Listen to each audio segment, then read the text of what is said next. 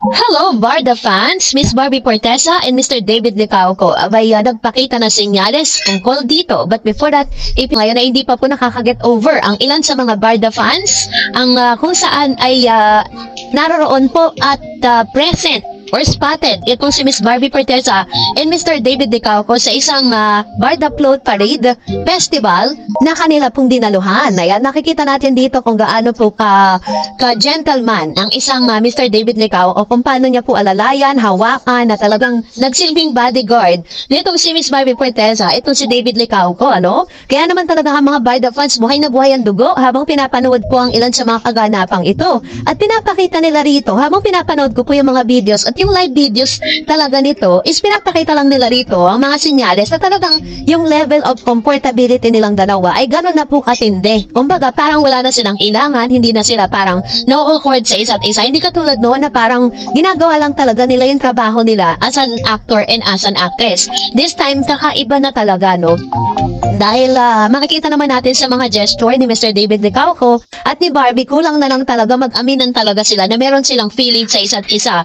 No, kitang-kita po natin kung paano buwardyahan ni Mr. David Licauco si Miss Barbie sa pagkakataong ito. At the same time ay ganun po katindi yung kanyang care, no? At sabi niya nga po habang pinapanood ko yung video na talaga si Mr. David Licauco na po yung nag-offer ng kanyang bisig para dito kay Barbie para makahawak siya kasi doon po sa kanilang float parang anytime soon pwede kang malaglag dahil sa liit ni Barbie Portesa. Tapos, ang taas pa nung parang harang, ano?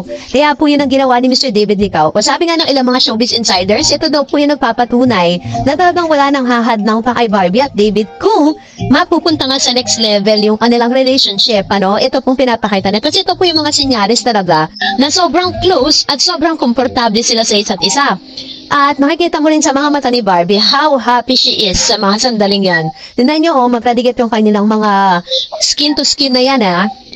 At tuwan-tuwa din ang mga Barda fans dahil trending po talaga itong mga act na to. Tingnan mo na kung maka-angkla po si Miss Barbie kay David Licauco. So, I think ready na po sila for the next project dahil kitang-kita natin kung paano po sila sinuportahan sa pagkakataong ito at talagang grabe po yung naging reaction ng mga netizens sa pinapakita po ni Barbie at ni David. Kaya nga siguro ng mga netizen ay bigyan na agad-agad ng proyekto itong si Barbie at si David para hindi masyadong mamiss ng mga Barda fans, ano? Habang inihahanda or habang paparating na rin at papalapit na rin yung kanyang bagong movie with Sanya Lopez kung saan gaganap siya bilang isang deacons or bilang isang namumuno sa isang simbahan, no? Ano kaya magiging ganap ni Mr. David dito? Pero ang kabang-abang dito is yung kanya pong kung paano po siya susuportahan ni Barbie Portesa sa mga upcoming movie. Sa upcoming movie ni Mr. David Licauco. So we are so happy to see that kind of gesture coming from Barbie and David Licauco, ano? Kaya ako naman, diba? Yan po yung mga galawang magjowa.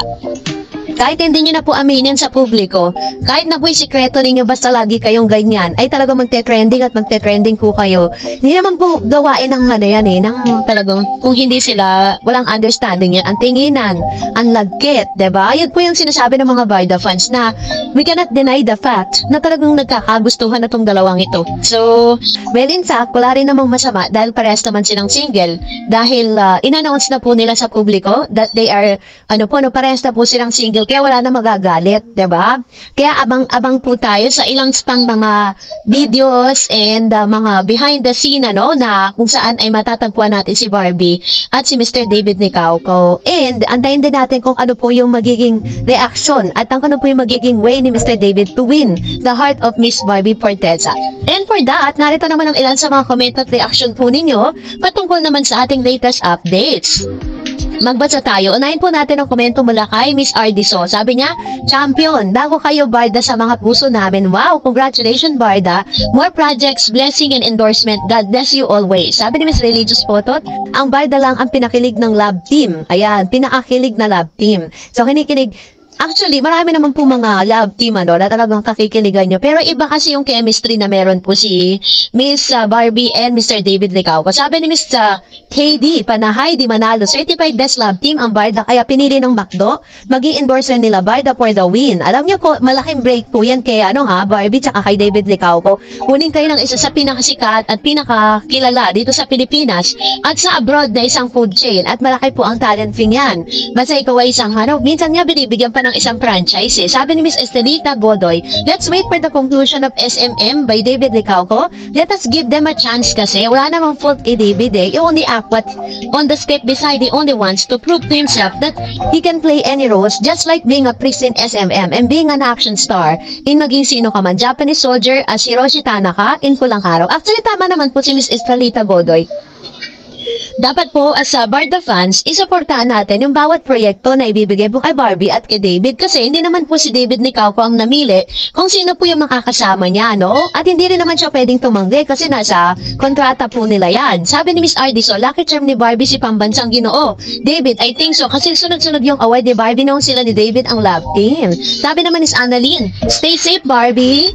Alam niyo po totoo yan, mula kasi from sisimula na nagkaroon po ng mga kalap yun si Barbie Forteza, talagang mas nag-click yung kanyang pangalan at habang umingay yung pangalan niya, nung naiitambal siya kay David Licauco, may kakaibang charm na ibinibigay sa kanya si Mr. David. Sabi ni Miss Anita Diaz, Jack Roberto has been forgettable. He is a nobody without Barbie. Should teach him a lesson and should just move on. Stalker with capital S. Ayun. Ba, medyo, ano pa ha? Actually po, we will not gonna talk about Mr. Jack Roberto kasi may sarili na rin siyang karera at may sarili na rin siyang buhay na binubuo. So, that's it for today. For more videos and updates, please don't forget to like and subscribe. And please don't forget to follow my Facebook page, Dar Eds TV. God bless everyone!